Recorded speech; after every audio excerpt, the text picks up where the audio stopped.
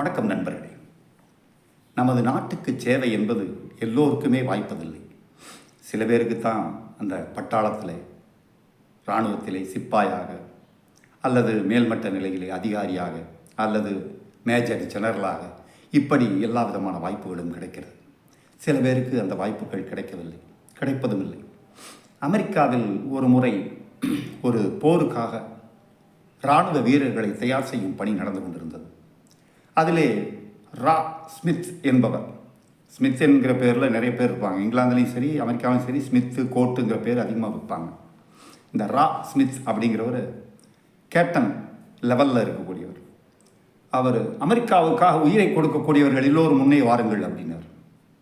கிட்டத்தட்ட அவருடைய ரெஜிமெண்ட்டில் இருக்கக்கூடியதில் ஒரு பாதிக்கு மேலே வந்துட்டாங்க.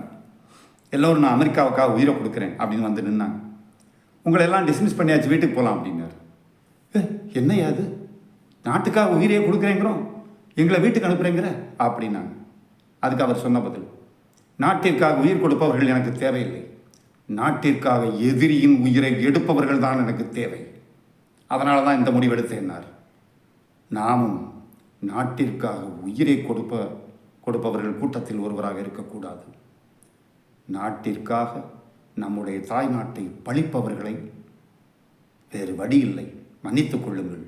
அவர்களை பழி தீர்ப்பதற்காக இந்த நாட்டிலிருந்தே காட்டி கொடுக்கக்கூடிய எட்டப்ப கும்பலை நாம் ஒரு வழி செய்வதற்காக உறுதியாக நாம் உயிரோடு இருக்க வேண்டும்.